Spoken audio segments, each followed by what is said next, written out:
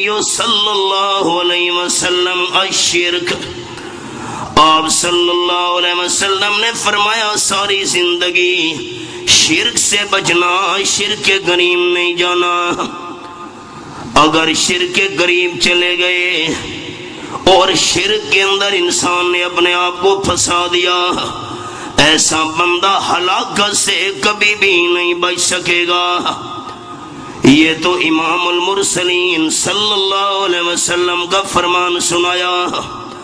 اب رب العالمین کی لا ریب کتاب کا انداز، یہ میرے سامنے 5واں پارہ مالک کائنات کی لا ریب کتاب، سورت کا نام سورت النساء اور آیت نمبر 116 میں نے کھولی ہوئی ہے۔ فرمایا ان اللہ لا یغفر ان یشرک بہ ویغفر ما دون ذلک لمن یشاء۔ آیت نمبر 116 سورت النساء 5واں پارہ۔ اگر شرک کرتے کرتے موت آ گئی اور بندہ شرک والے گناہ سے توبہ نہیں کر سکا، رب العالمین بالکل معاف نہیں کرے گا۔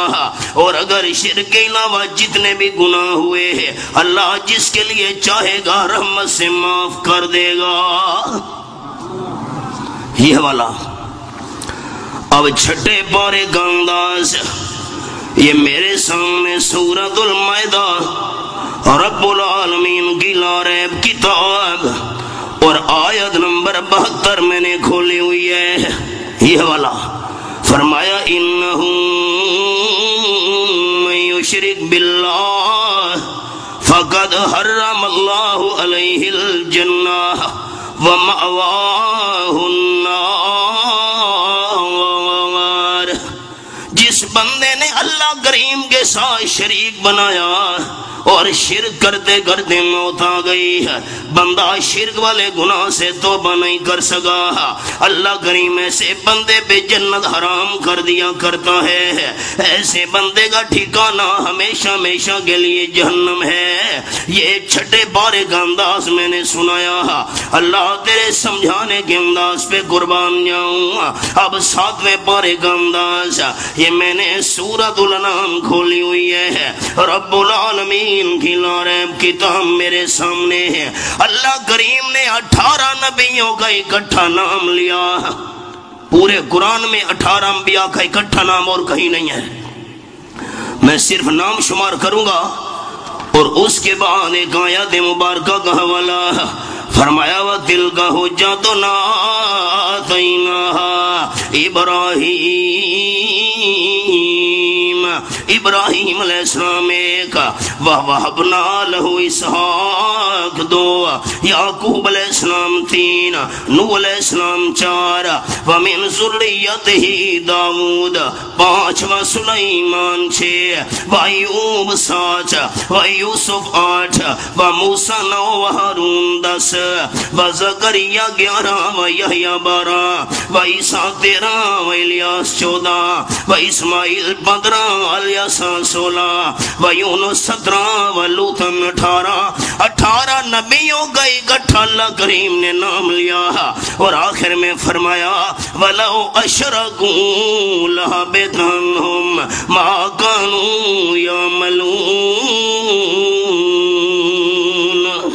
یہ حوالہ آیت نمبر 88۔ اب کاش یہاں کے دوستوں کی زبان سریکی ہوتی، میں ایک سریکی کا جملہ سنانے لگا ہوں۔ ذمہ دار علماء تشریف فرما ہے اور میں ذمہ دار جماعت کا ذمہ دار فرد ہوں۔ میرا اور میری جماعت کا عقیدہ، گناہ کرنا تو دور کی بات ہے، اللہ اپنے پیغمبر کے دل میں گناہ کا خیال بھی نہیں آنے دیتا، اور شرک تو سب سے بڑا گناہ ہے۔ اور رب العالمین فرماتے ہیں اگر جن انبیاء کرام کا میں اللہ نے نام لیا، اگر یہ بھی شرک کر لیتے ان کے سارے نیک اعمال برباد ہو جاتے۔ ہماری سریکی والے کہتے ہیں آکھاں دینوں تے سناواں نونوں. پتہ نہیں میرے دوست یہاں کے یہ محاورہ بھی سمجھیں گے کہ نہیں. اب بوڑھا جو ہے وہ بات کر رہا ہے بیٹی سے، اصل سنانا بہو کو چاہتا ہے. بہو کو تو ڈر کی وجہ سے کچھ کہہ نہیں سکتا. ہمارے سریکی کے لوگ کہتے ہیں آکھاں دینوں تے سناواں نونوں. بات تو اللہ کریم نے انبیاء کرام کی ہے، لیکن مسئلہ ہمیں سمجھایا.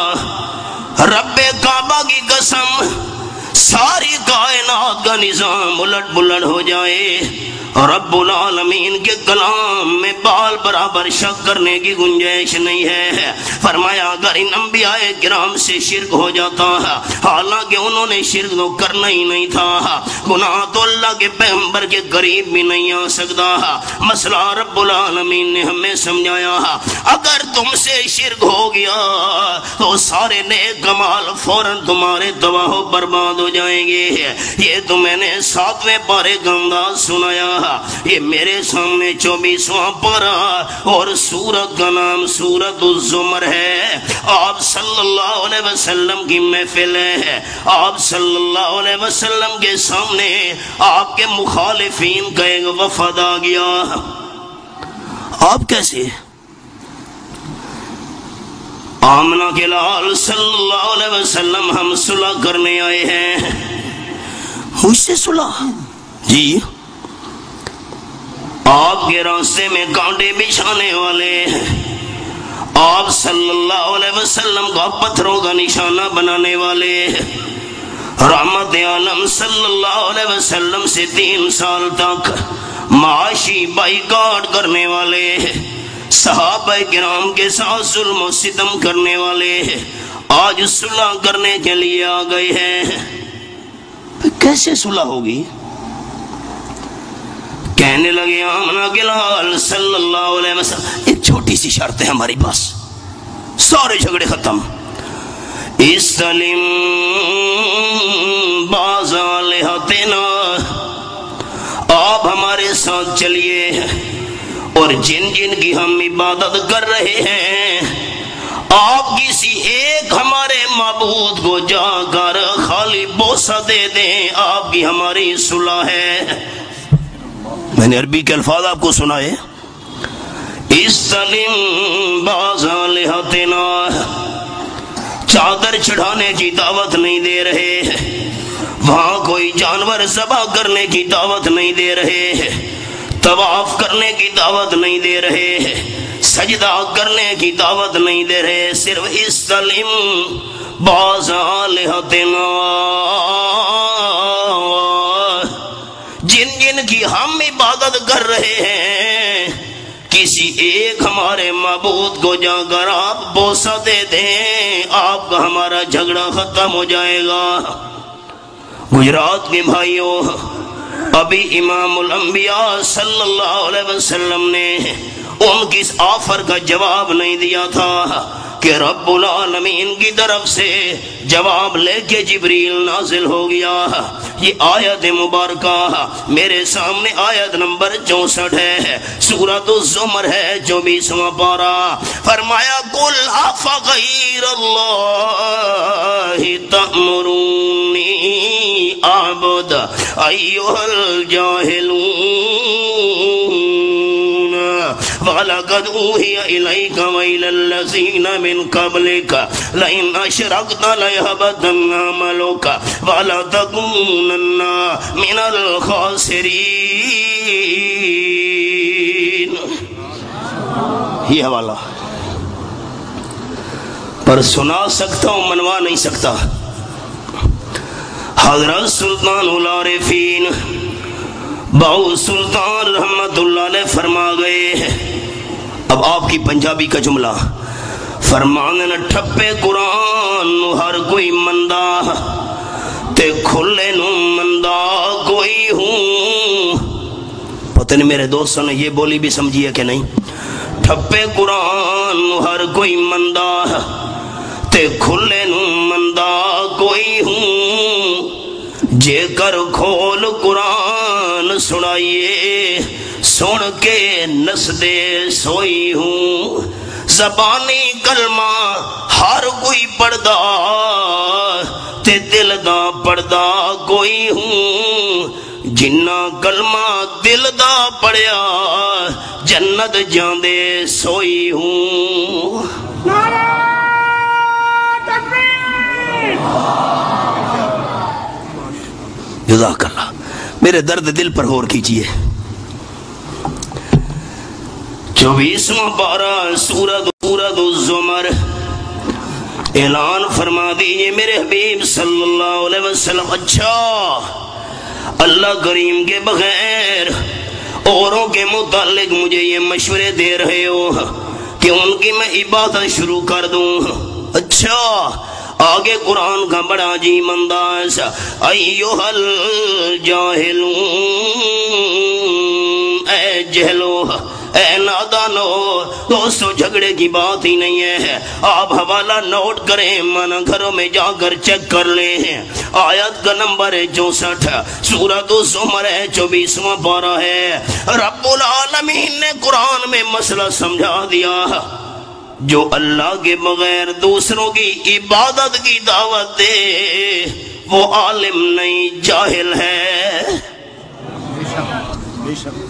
اللہ بس فرمائے نا وَلَقَدْ أُوحِيَ إِلَيْكَ وَإِلَى الَّذِينَ مِن قَبْلِكَ آپ کی طرف بھی وہی بھیجی جا چکی ہے میرے محبوب آپ سے پہلے انبیاء کرام کی طرف بھی پیغام بھیجا جا چکا ہے اللہ کیا فرمایا لَإِنَّ أَشْرَكْتَ لَيَحْبَطَنَّ عَمَلُكَ وَلَا تَكُونَنَّ مِنَ الْخَاسِرِينَ یہ حوالہ میرے محبوب صلی اللہ علیہ وسلم اگر آپ سے بھی شرک ہو گیا تو آپ کے سارے نیک اعمال بھی نہیں بچ پائیں گے